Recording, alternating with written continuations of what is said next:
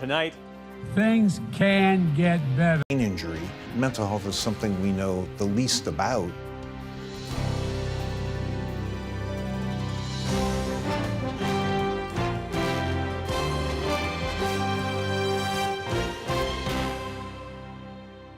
Major funding for the PBS NewsHour has been provided by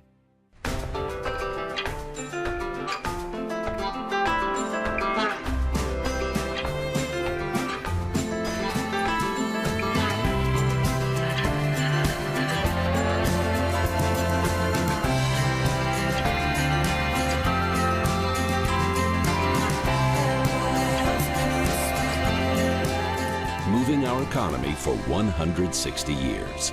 BNSF, the engine that connects us.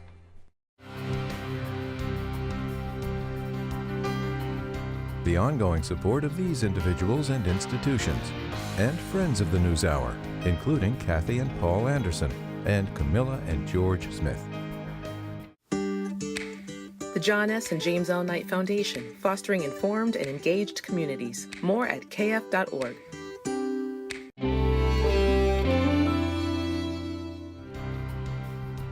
And with the ongoing support of these individuals and institutions.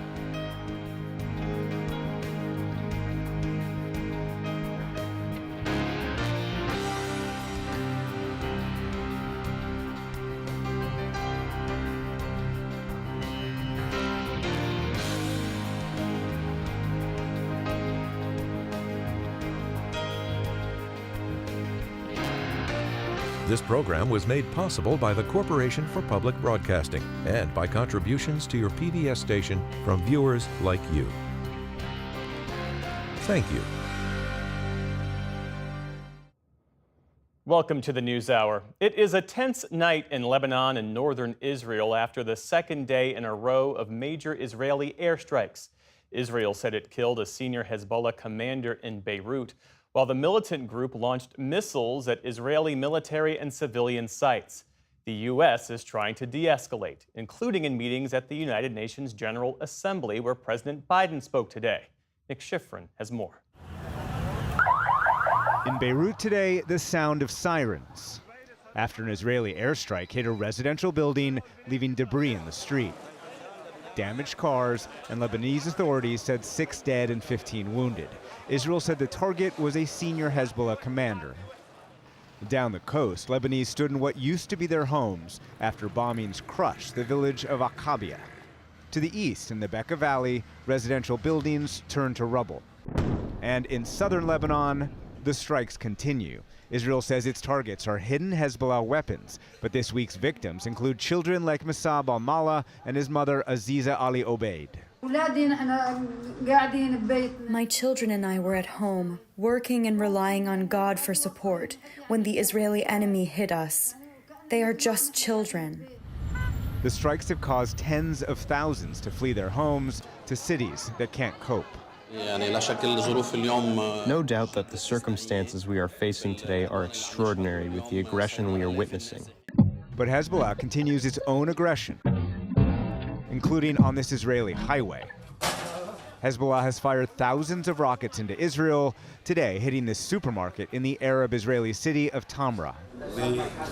Luckily, there were no physical injuries, but there have been victims of trauma in the city.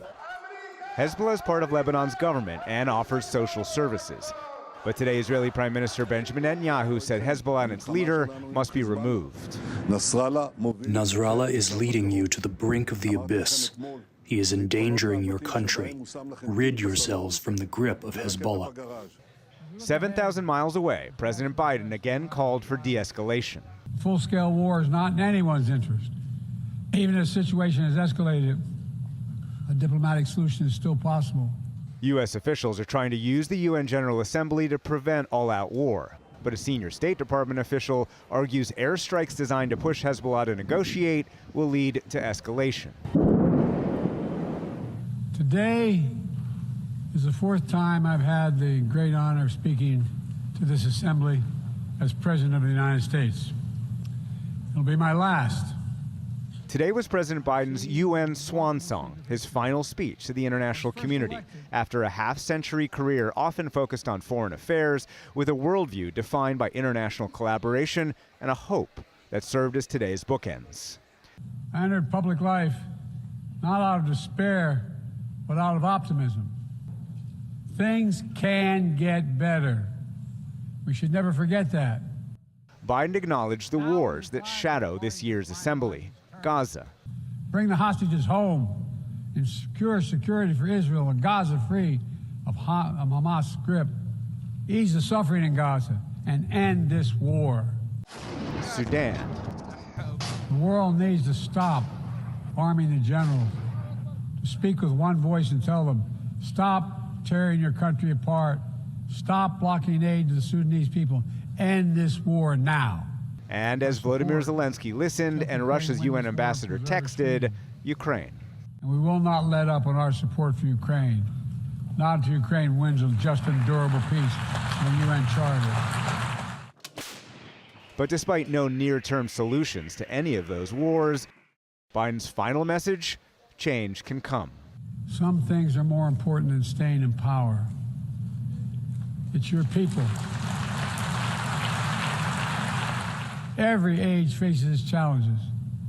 I saw it as a young man. I see it today. But we are stronger than we think.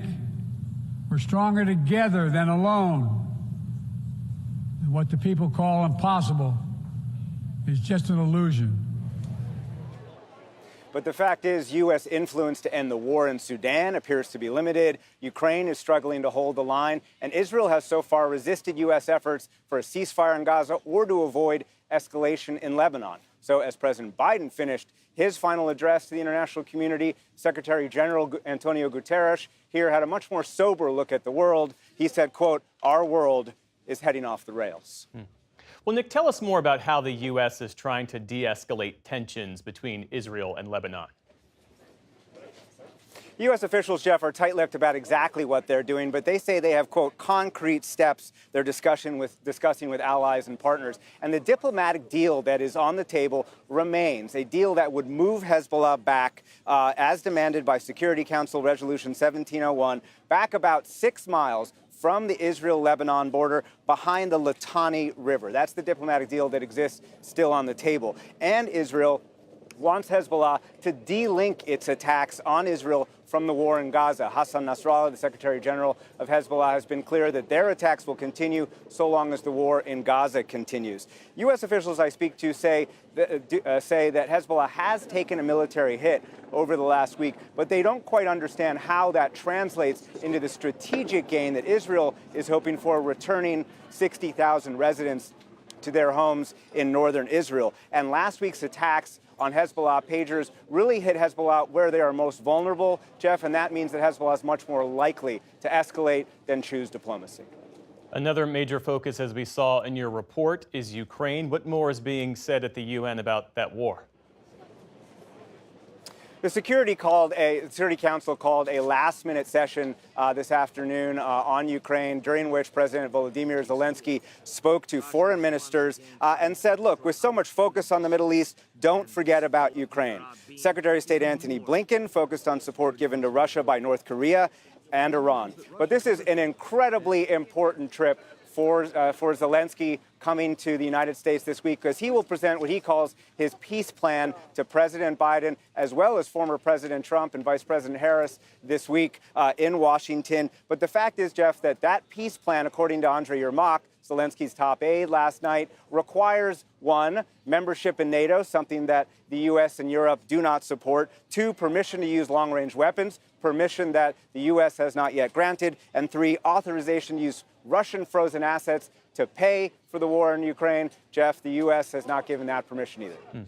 An important trip for Zelensky, as you say. Also an important trip, Nick, for Iran's new president. What did he have to say today? Yeah, Masoud Pezeshkian has been presenting himself as someone who can do business with the West and someone who wants to return to the 2015 nuclear deal known as the JCPOA, which promised Iran sanctions relief in return for freezing its nuclear program. And he reiterated that statement today in the General Assembly, as heard through an interpreter. We are ready to engage with JCPOA participants if JCPOA commitments are implemented fully and in good faith. Dialogue on other issues can follow. The appropriate response to this message from Iran is not to impose more sanctions, but to fulfill existing obligations to remove sanctions, benefiting the Iranian people, hence laying the foundations for more constructive agreements.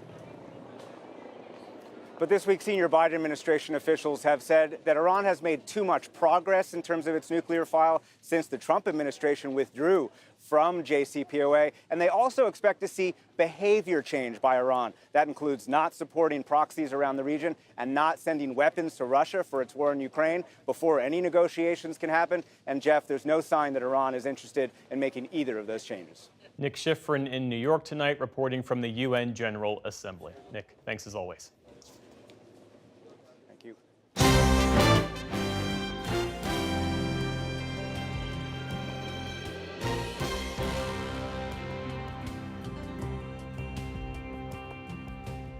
We start the day's other headlines with the presidential campaign. Donald Trump and Kamala Harris are touting their plans to boost the economy, as Harris also tries to keep the focus on abortion rights, an issue that Democrats see as a winning one, with 41 days to go until Election Day. Thank you. And hello, Savannah, and hello, Georgia. We love Georgia. Campaigning in Savannah, Georgia, former President Donald Trump today sought to outline his economic plan. This new American industrialism will create millions and millions of jobs, massively raise wages for American workers, and make the United States into a manufacturing powerhouse. Mr. Trump unveiling a proposal, he says, is aimed at offering new incentives to lure foreign companies to the U.S., promising lower taxes, energy costs, and fewer regulations. With the vision I'm outlining today, not only will we stop our businesses from leaving for foreign lands, but under my leadership, we are going to take other countries' jobs. Did you ever hear that expression before? Have you ever heard? That we're going to take other countries' jobs? It's never been stated before. A new Quinnipiac poll out today shows Mr. Trump leading Vice President Kamala Harris 52 to 45% with likely voters when it comes to handling the economy. But several other recent national polls show Harris is narrowing that trust gap, with her plan focused on lowering costs for middle-class families. While campaigning in Wisconsin this week, she spoke to Wisconsin Public Radio about her affordable housing plan. I understand and have, as part of my lived experience, a lifetime practically of being a renter, and also what it means for families to aspire to own a home. The vice president outlining her proposal that she says would incentivize developers to build 3 million new homes while providing $25,000 in down payment assistance to first-time homebuyers. She also discussed reproductive rights, saying she supports ending the Senate filibuster to restore Roe v. Wade to protect abortion rights nationally. We should eliminate the filibuster for Roe to actually put back in law the protections for reproductive freedom. Later this week, Vice President Harris will head to the U.S.-Mexico border for the first time since becoming the Democratic nominee. It's part of her swing through the Sun Belt states, Arizona and Nevada, where immigration remains a top issue. Also today in the Middle East, Palestinian officials say Israeli airstrikes killed at least 24 people across Gaza. In Khan Yunis, a boy mourned his father, who was one of at least 7 people killed there. 15 others were injured, including women and children. Meantime, world leaders at the UN General Assembly blasted Israel for its military operation in Gaza. The Emir of Qatar, a leading party in ceasefire talks, called Israel's actions a crime of genocide. The King of Jordan said the scale of death and destruction is beyond justification. So is it any wonder that many are questioning how can this war not be perceived as deliberately targeting the Palestinians? The level of civilian suffering cannot be written off as unavoidable collateral. For his part, Israeli Prime Minister Benjamin Netanyahu is set to address the assembly later this week. At least 2 people have died after what was Hurricane John slammed into Mexico's southern Pacific coast overnight.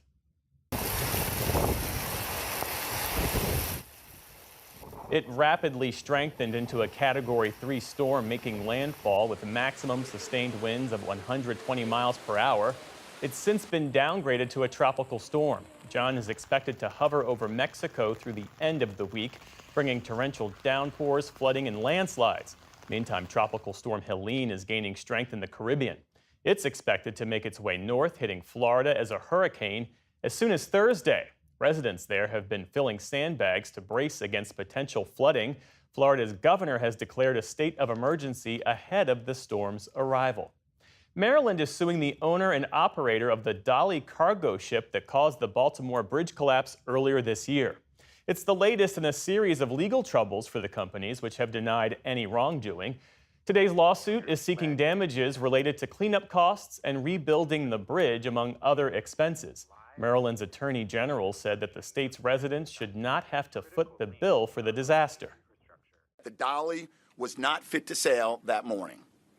The day before the collision, its electrical system had failed twice. Failures that the ship owners and operator could have and should have fixed to avoid the tragedy. 6 construction workers were killed in the collapse, and trade in the Port of Baltimore was held up for weeks. The U.S. government is suing Visa, saying the financial services giant unfairly stifles competition in the debit card market. In particular, the Justice Department alleges that Visa penalizes merchants and banks who don't use the company's own payment processing systems. According to the DOJ's complaint, 60% of debit transactions in the country run on Visa's debit network. That leads to more than $7 billion in fees each year. It's the latest Biden administration effort to crack down on corporate middlemen, following similar efforts against Ticketmaster parent Live Nation and real estate company RealPage. In a statement, Visa called the lawsuit meritless and said the company will defend itself vigorously. On Wall Street today, stocks posted a second day this week of modest gains and new records. The Dow Jones Industrial Average gained more than 80 points on the day. The Nasdaq added 100 points, or about 0.5%. The S&P 500 notched a new record closing high. And retired NFL Hall of Famer Brett Favre told a congressional committee today that he's recently been diagnosed with Parkinson's, a degenerative neurological disease. Favre was on Capitol Hill for a separate reason, to testify about welfare abuses in his home state of Mississippi and to address allegations that he and others misused millions of dollars to build an athletic facility. Favre revealed his diagnosis when talking about a biotech company with ties to the welfare case. Sadly, I also lost an investment in a company that I believed was developing a breakthrough concussion drug I thought would help others. And I'm sure you'll understand why it's too late for me, because I've recently been diagnosed with Parkinson's. This is also a cause dear to my heart. Favre played 20 years in the NFL, mostly for the Green Bay Packers. He did not say whether his Parkinson's diagnosis is connected to his time playing football. Also on Capitol Hill today, the man in black, Johnny Cash, became the first musician to ever be honored with a statue in the U.S. Capitol. Because you're mine, I walk the line. The U.S. Air Force Band paid homage to Cash with a rendition of his legendary hit, I Walk the Line. And with help from sister Joanne Cash and daughter Roseanne, Cash's bronze statue was unveiled in the Capitol's Emancipation Hall. Created by sculptor Kevin Cressy from Cash's native Arkansas, the statue depicts Cash with his guitar slung behind his back and a Bible in his hand.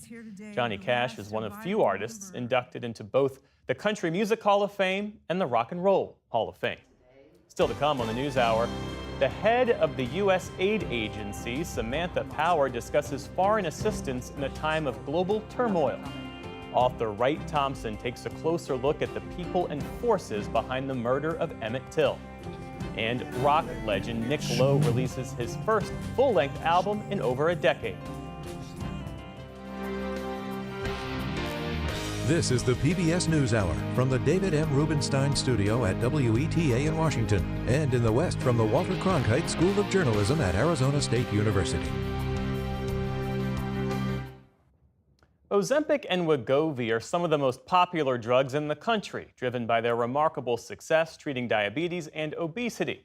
But the drugs are extremely expensive, and the drug maker's CEO appeared on Capitol Hill today to face questions about why those prices are so high. William Brangham reports.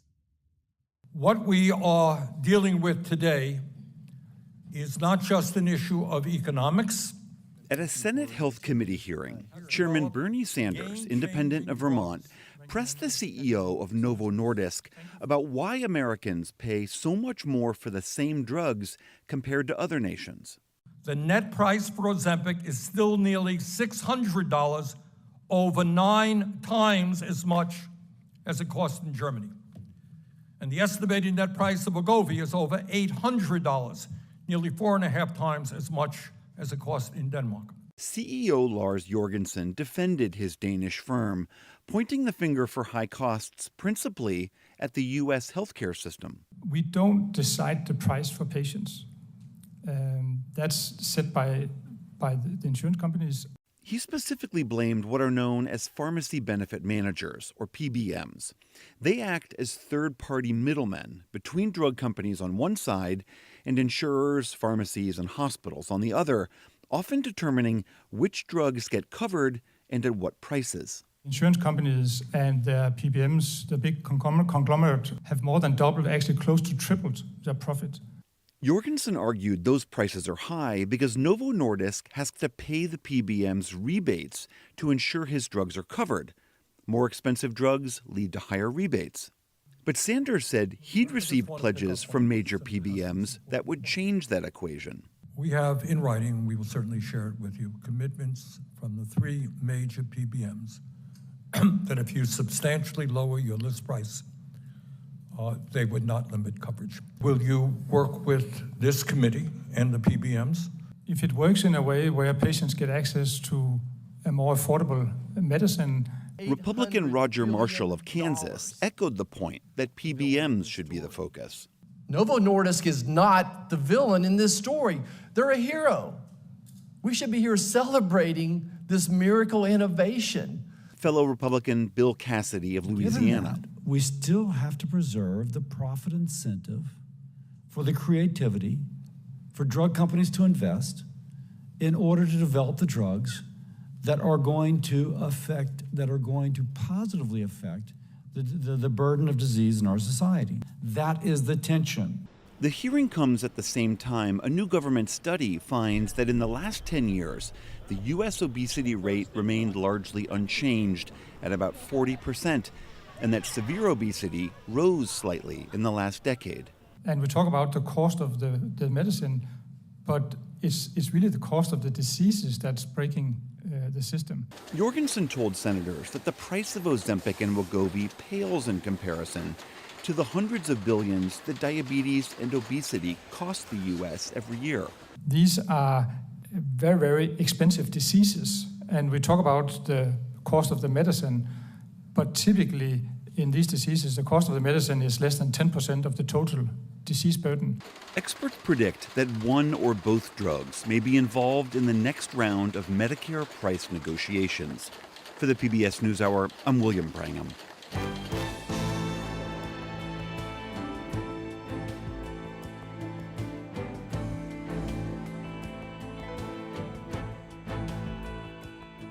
The U.S. Agency for International Development is engaged in humanitarian work across many of the conflict zones around the world, from Gaza to Ukraine, Sudan, and beyond. Nearly 300 million people in the world are in need of humanitarian assistance. The agency's work is crucial in getting that help to the most vulnerable, despite challenges of access and violence.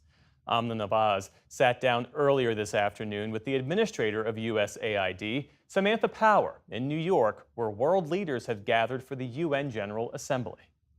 Administrator Power, welcome back to the NewsHour. Thanks for joining us. Thank you. I want to begin with some news today, and that is specifically out of a ProPublica report just today that they're saying that in the spring of this year, USAID submitted a report to the State Department that included an assessment that said Israel was blocking aid into Gaza, specifically medical and food aid. You know that would trigger the U.S. stopping weapons supply to Israel. Can you confirm that you sent that report, and if so, what happened to it? Well, I think we have made very plane our desire to see as much aid as possible flow into Gaza, our concerns about a lot of the roadblocks that have been put in the way.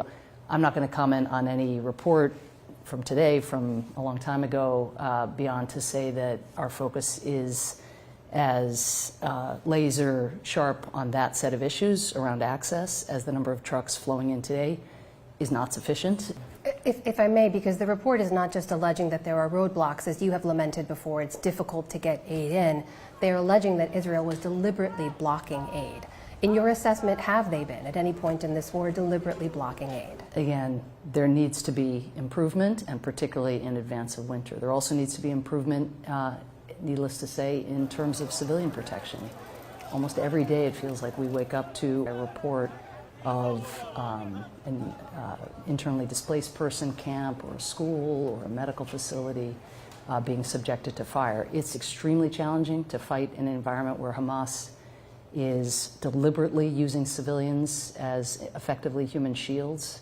But the responsibility, again, on every professional military is to fight in a manner that minimizes the harm to civilians. As we speak here today, of course, the conflict seems to be expanding as well. There have been some leaders who are expressing concern about the way in which Israel is now waging war in Lebanon. The UNICEF chief said yesterday that reports of 24 children in Lebanon, among the hundreds dead, and she urged people to adhere to international humanitarian law. Can you offer your assessment of the way in which Israel is waging this war? Are they adhering to international law? Watching the risk of escalation and expansion of a conflict that has already displaced tens of thousands of people on the Israeli side, on the Lebanese side, on top of the crisis we were just talking about in Gaza, with all of the human consequences of that, it would be catastrophic. And so all of our diplomacy, again, is invested in trying to contain this conflict. That is what this week at the UN is about, is pressing the parties to make sure that cooler heads prevail, because if you need a reminder of what conflict looks like, look at the human consequences in Gaza. You know, the fate of the hostages still hanging in the balance, the fate of Palestinian civilians. Look at the displacement that has already occurred in Lebanon, even with this lower grade conflict. So if this were to spiral further out of control, it will only be civilians who pay the price. You have faced criticism, I think it's fair to say, from even within your own agency, staffers on your team who express a frustration with what they see as a hypocrisy of U.S. foreign policy, that the U.S. continues to supply humanitarian aid on a large scale to try to get that into the people of Gaza at the same time that it's supplying Israel with weapons to continue to wage that war. And I know some of your staffers, it's been publicly reported, have asked you about what they see as the Biden administration's being complicit in what they see as genocide being waged by Israel in Gaza. And one of the things they point out is the fact that you wrote a book on genocide. They've called on you to speak out or to resign. How do you handle that kind of frustration within your own agency, and what are you telling your staffers? Well, USAID is an incredibly mission-driven agency where people come to work every day to save lives, to improve lives. It's honestly inspiring to work, including among those people who criticize me. They're incredibly talented people. They could be working in the private sector. Instead, they come to work every day to help people like the people who are suffering in Gaza.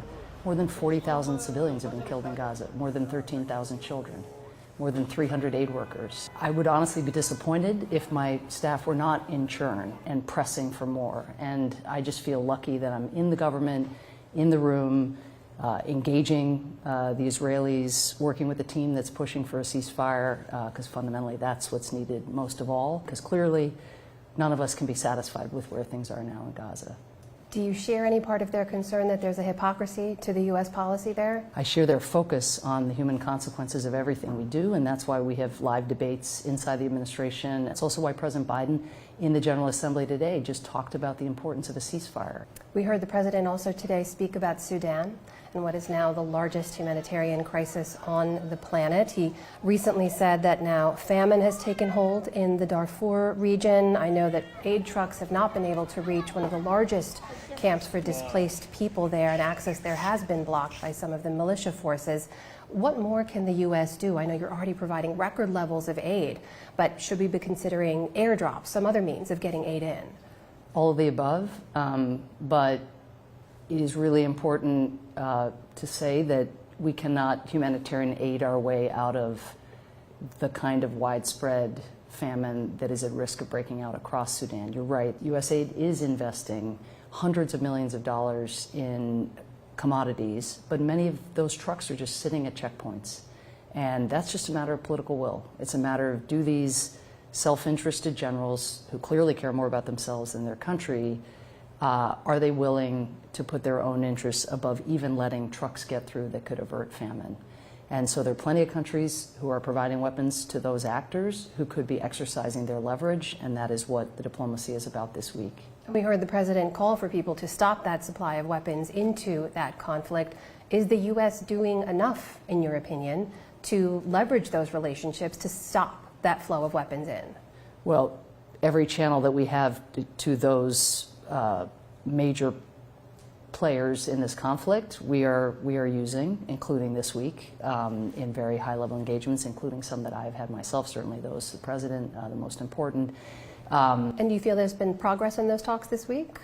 We'll see. I mean, there's certainly verbal progress, and we have heard a lot of commitments to peace that are not then followed through with actual termination of weapons supply. But we also have a responsibility, as you said, to think about airlift, airdrop, you know, even if it's more expensive and less efficient, just as with Gaza, we had to take measures like that. We know that duties and responsibilities of USAID are so vast, and I know just yesterday you made a major announcement when it comes to a particular initiative around eliminating lead in a number of low and middle income countries. A huge increase in funding to about $150 million in partnership with other agencies as well. It was stunning to read that in some places the level of lead exposure for children is more than 10 times the rate of what we were also alarmed to see here in Flint, Michigan. Why is this particular initiative a priority for USAID right now? Well, first of all, thank you so much for raising it. This is a silent killer globally, kills more than 1.5 million people a year. That's more than HIV and malaria combined. And yet, while we spend billions of dollars, rightly, in combating those diseases, up to this point, we've only spent $15 million a year, and there hasn't been a salience to this issue. Many of the heads of state that I engage and bring what is quite rudimentary data about the 1 in 2 lead poisoning that exists in most developing countries, most of those heads of state are shocked. That's 1 out of every 2 children in these countries. 1 out of every 2 kids, when it was 1 in 20, as you said, in Flint, Michigan, when we were rightly scandalized by that. So it won't take much to get lead out of paint, lead out of spices, lead out of cosmetics, these consumer products. We did it in advanced economies, but then the playbook stayed here and it didn't go to developing countries. We can address something that is literally poisoning kids when they go to school, when they pick up their toys, when they eat the food that their mothers prepare because there might be lead residue in some pots. What a tragedy that this is something we could have solved all these years, but what an opportunity actually to make a huge difference in a short time. USAID Administrator Samantha Power, thank you so much for your time. Thank you.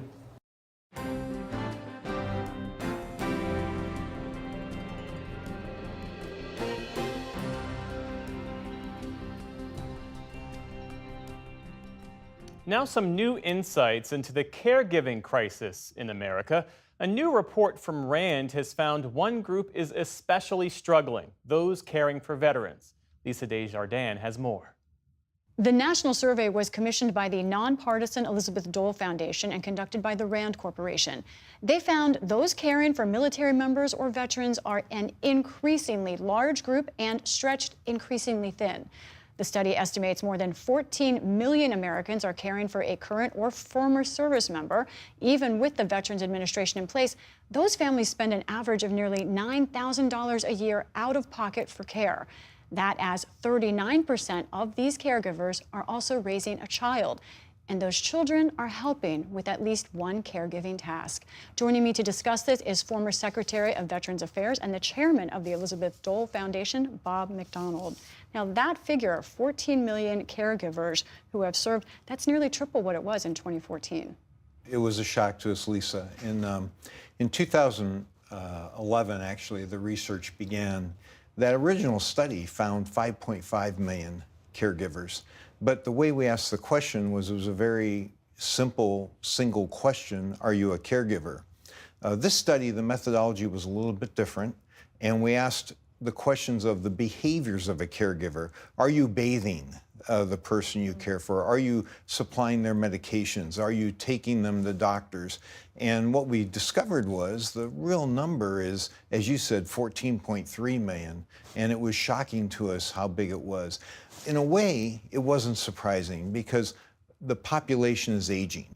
There has been some positive news in a sense because more service members are surviving battlefield trauma. But what does that mean on the other end in terms of the mental and physiological care that they need? Well, that's exactly a great point. You're 10 times more likely to survive the battlefield today than in previous wars. That means that we have more veterans with more grievous injuries, and that's what's requiring the caregiving. The need for caregiving has exploded, and unfortunately, a lot of the last war was injuries that dealt with brain injury, which is, mental health is something we know the least about. And as a result of that, many of these caregivers are dealing with what we call the unseen injuries of war. Your survey found that many of these families are hitting points of physical and financial exhaustion. I want to hear from one of these caregivers. This is Tracy Brown, whose father was in the Air Force and now has dementia. Fatigue, I'm going to put that at the top of the list. Also, just being able to continue to live my life and feeling like I totally lost my identity just to be able to care for my dad. And it's really, really difficult not being able to necessarily find reliable care or care that's going to be high quality. So many of us are thinking about and giving care right now. But what's different for military families, veteran caregivers, than the rest of us who are thinking about aging parents? Well, many of the people coming through the military who are now needing caregiving have relatively low incomes. Roughly, the RAND study found 130% of the poverty line qualifying for food stamps, or SNAP as we call it, needing financial help. What about government resources? And I know that the study found it was about 35%, I think, of these caregivers, military and veterans, that are at 130% or below in poverty level. Right. Government resources, are there enough, or is it just people aren't connected enough? It's a trend. When I became secretary in 2014, it was just at the point where Senator Dole and I worked together. We got some legislation passed that provided a stipend to the caregivers. Over time, more and more benefits have been added, such as mental health care for the caregiver. But there's a bill right now that's gone through committee. It's in Congress. It's ready to be passed. The other part of that question, the tough angle, is that we do have a national debt problem. We have a deficit problem. Veteran care is expensive. We don't care on the front end, we don't prevent, we sort of care on the other end. What would you say to those who say they're concerned about the rise in veterans' costs, even as we're clearly not addressing all of it? I would argue that on the backs of veterans and veterans' families is probably not the place I would start.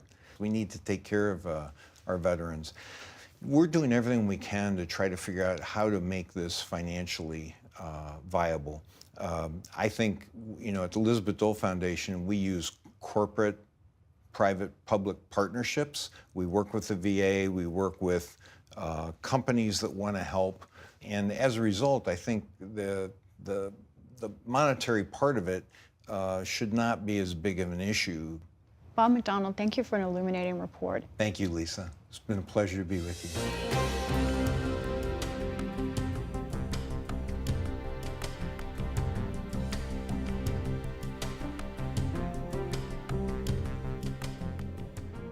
The murder of Emmett Till is one of the most harrowing events in American history, serving as a catalyst for the civil rights movement. Emmett Till was a 14-year-old boy from Chicago who, in August 1955, traveled to Mississippi to visit relatives. His brutal killing would expose the deep-seated racism and violence faced by Black Americans, especially in the Jim Crow South. The events leading to Till's murder began when a white woman, Carolyn Bryant, accused him of making an inappropriate advance toward her, an alleged brief interaction considered a grievous offense in the racially segregated South of the 1950s. Days later, Bryant's husband, Roy Bryant, and his half-brother, J.W. Milam, abducted Till, brutally tortured and murdered him. They were later tried and acquitted by an all-white jury. Now, best-selling author Wright Thompson travels back to his native Mississippi for a fresh and unflinching account of the conspiring forces behind Till's murder, focusing on the place where it happened. It's called The Barn, The Secret History of a Murder in Mississippi. I spoke with him yesterday. Wright Thompson, thanks so much for being with us. Man, thank you so much. Your family farm is about 20 miles from the site of the barn where Emmett Till was beaten and killed, yet you had to leave the state to go to college before you learned anything about it. How did this history reveal itself to you? You know, it was shocking to me, all the things that personally I didn't know. And then as I started researching the barn where Emmett Till was killed, I realized that most of America actually doesn't know a lot about this. This is a very famous murder, and yet there's been so much erasure, and there's been so many intentional things stripped from the historical record that the book The Barn ends up being the story of this murder, yes, but also of the like long-going process of trying to erase this from memory, and the activists who were fighting to keep that memory alive. Yeah, well, tell me more about that. The notion that this barn's obscurity reflects this whitewashing, this effort to cover up the horrendous nature of Emmett Till's abduction and murder, and the complicity and the depravity of all of the people who were involved. Well, you know, one thing I certainly didn't know is that, you know, one of the key drivers of this very famous murder was political rhetoric, for instance. Mississippi in 1955 had a unbelievable governor's race. You know, it was a race to the bottom, frankly. I mean, you go read the things people were saying, and it was just supercharged, violent, metaphorically violent rhetoric. And that election happened on a Tuesday, and Emmett and his cousins and friends went to the Bryant's grocery on Wednesday. And so he was down there in the middle of an incredibly heated political campaign where the only issue that mattered was school segregation and integration. And so I didn't realize until I started researching it what a role that really violent political rhetoric played in this famous murder. Well, over the years, historians and journalists have pieced together a deeper, more accurate account of what happened to him. What did you discover over the course of writing this book? I mean, some really harrowing things. I mean, I found out that the murder weapon was in a safety deposit box in a bank in Greenwood, Mississippi. I had Carolyn Bryant's memoir sent to me on a thumb drive where she essentially doubles down and takes her lies to the grave. The sheer tonnage of what we don't know is to me as much a part of the story as the things we do know. On September 23rd, 1955, an all-white jury in Tallahatchie County, Mississippi, acquitted the two white men who were charged with murdering Emmett Till. And at the trial, 8 of the jurors, a defense attorney, and the sheriff, it turns out, were all from the same extended family as the 2 men on trial, Roy Bryant and J.W. Milam. Help us understand that aspect of this story. It wasn't 2 random people who killed another random person. I mean, it was a tribe of people killing the child of another tribe of people, which every West Point professor will tell you is an act of war. These were folks who were all from the same very tight-knit community in the hills up above the Mississippi Delta. I mean, one of the jurors' fathers was J.W. Milam's contact when he joined the Army. Like, who's the person who'll always know where you are? So, I mean, this wasn't just a jury of his peers, as they say. This was a jury of people who were part of the same tribe. You're from the region that you write about in this book. This book is part a meditation on Emmett Till's murder. It's also part memoir. How did unearthing and investigating this story help you reckon with your family's history? I love that. I think it's the Malcolm X quote that everywhere south of Canada is the South. And so, it was very important to me to learn my own family history, but I also think it's very important for all Americans to read about this square of land around the barn where Emmett Till was killed and think about their own square of land. And, I think that the project of continuing the American experiment feels to me rooted in the idea that we first have to agree on a common history. And I hope that this book is a tiny pebble in the lake of that and sends out some ripples. But that investigation, reckoning, interrogation, whatever the verb you want to use, is absolutely essential to this project. Wright Thompson, the book is The Barn, The Secret History of a Murder in Mississippi. Thanks for being with us. Thank you so much, Jeff.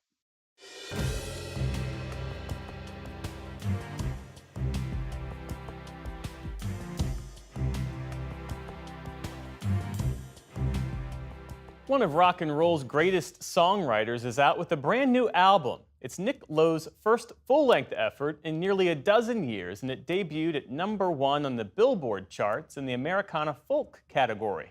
Special correspondent Tom Casciato has the story for our Arts and Culture series, Canvas. I'll be long gone, Daddy. It's hard to find rock and roll credentials more solid than Nick Lowe's. I'll be long gone, Daddy, when you find my note. And it's not just because he tours with a surf rock band, Los Straitjackets in their trademark Mexican wrestling masks. From pub rock to new wave, he built his rep in the 70s, solo and in the bands Brinsley Schwartz and Rockpile. He was also a producer for Graham Parker, The Damned, and Elvis Costello. He even penned one of rock's most memorable anthems, made famous by Costello. But if rock and roll is all you know about Nick Lowe and his 75 years on the planet, and well over 50 in the music business, well, let's start at the start. My father was a career RAF officer. He was a pilot. He met my mum during the war. She was in the Women's Royal Air Force. She came from a show business family, sort of vaudeville, really. She was a very good singer and taught me how to sing Inchworm from the Hans Christian Andersen, Danny Kaye thing. Inchworm, Inchworm. And that's got this lovely descant when the kids sing one tune and there's a counter melody. I figured out how to be able to sing another tune while somebody is singing a different tune. And a third element is created. And I kept on bugging her to do it again. I go, come on, Mum, let's do the Inchworm song. He recalls more seeds his mother planted. The country of Tennessee Ernie Ford. Back Louisiana, USA. The jazzy pop of Nat King Cole. Sunny gets blue. You know, Sinatra, Peggy Lee, pre-Beatles era music, which I love. But then came the Beatles, and scenes like this led young Nick straight to rock and roll. You know, I wanted to be famous on the TV, meet more girls, you know, that way. That was my main ambition at the time. Well, it didn't take me too long to realize that if I wanted to have any kind of long career, I had to learn how to write songs. So a composer he became, writing songs he still performs today. But as he gained confidence, he also learned humility, as when he produced Costello's classic debut album. I started the record with Elvis saying, right, Elvis, so I think what you should do here is this, that, and, you know, don't sing there. And then after about 2 days, I was turning up at the studio saying, good morning, Mr. Costello. What would you like to do today? In 1979, Nick Lowe established hitmaker status on his own. A British documentary from the era shows him looking very much a rock star. But he says that involved a certain amount of role play. I realized pretty soon that I wasn't the sort of person that could sustain that. So you didn't think rock superstardom sure to fall? No. You know, I'm not an Elton John or a Cher, and I've always thought that the most fun you can have is just before you make it. In the 80s, just after he'd made it, it sure looked like Nick was having fun. Maybe the time of his life. You watch the videos and you look like you're on top of the world. Yes, I suppose it did. But I thought that was me in decline. I could feel my pop star status waning. I was drinking and taking too many drugs in a bid to try and cheer myself up and write better songs. And it doesn't work, boys and girls. But also my pop star shtick was boring me as well. It sounds like it was hard for a time for Nick Lowe to be Nick Lowe. Paint is peeling. There's cracks in the ceiling. But in the ensuing decades, he abandoned the rock star stance and took on the role he has to this day, that of what Rolling Stone has called a master songwriter who never takes himself too seriously. You are, Britain's songwriter, right? I mean, I think that Paul McCartney might have something to say about that. But he gained that status partly by reaching back to the music he learned from his mum. I'll send a van to get my stuff. A lot of the music you've recorded from the 90s on, I think has as much of a relationship to that pre-Beatles era as to the rock era. Yes, well, that's nice of you to have observed that. Nick and the band have a new album, Indoor Safari, in which they've re-recorded some of his favorite compositions of recent vintage. Trombone, come play your song. And he still strikes a good pose, though he's got a few things to say to the kid who wanted to be a star. If Nick in 2024 could talk to Nick in 1974, is there something you know now that you wish you knew then? Well, Johnny Cash once said to me, incredibly disappointingly, I thought at the time, Nick, what you've got to do is figure out how to be yourself. I didn't really know what he meant. I thought, is that the best you can do, John? But actually, now I do. Because when you're young, you're trying to sort of cop an act. You're trying to be, always trying to be somebody that you're not. And you've got to sort of welcome in the things that you don't really like about yourself, but welcome it in. Because if you can figure out how to be yourself, it makes things so much easier. What's so funny about peace, love, and understanding? For the PBS NewsHour, I'm Tom Casciato in Tarrytown, New York. So funny about peace, love, and understanding. You gotta be cruel to be kind in the right measure. Cruel to be kind, that's a very good sign. Cruel to be kind means that I love you. A news update before we go. The man suspected of trying to kill former President Donald Trump at his Florida golf course has been charged with attempting to assassinate a major presidential candidate. Ryan Ruth allegedly aimed a rifle through shrubbery at the West Palm Beach golf course while Mr. Trump was playing on it. He was initially charged with 2 federal gun offenses. The upgraded charges come after prosecutors said earlier this week that the suspect left a note describing his intentions. Well, later this evening on PBS, Frontline presents the latest installment of The Choice. The film takes a closer look at the lives of Kamala Harris and Donald Trump as they seek the presidency, drawing on insights from those who know both candidates and revealing key moments that could shape how each would lead the country if elected. The Choice premieres on PBS and streams on YouTube at 9 p.m. Eastern. Check your local listings. And that is the NewsHour for tonight. I'm Jeff Bennett. For all of us here at the PBS NewsHour, thanks for spending part of your evening with us. Major funding for the PBS NewsHour has been provided by Consumer Cellular. This is Sam. How may I help you? This is a pocket dial. Well, somebody's pocket. Thought I'd let you know that with Consumer Cellular, you get nationwide coverage with no contract. That's kind of our thing. Have a nice day. I absolutely love my job because I love the people I work with. Everyone is trying to connect on a personal level. We look out for one another. We love to see our teammates thrive. You don't have to change how you walk. You don't have to change how you talk. We can bring our authentic selves to work and do our best stuff. That's joy.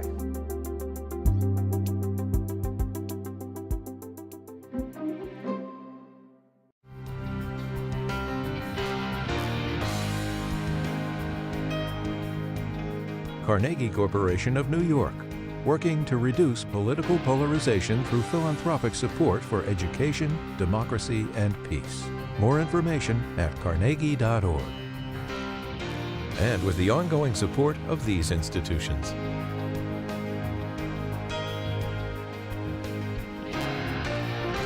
This program was made possible by the Corporation for Public Broadcasting and by contributions to your PBS station from viewers like you. Thank you.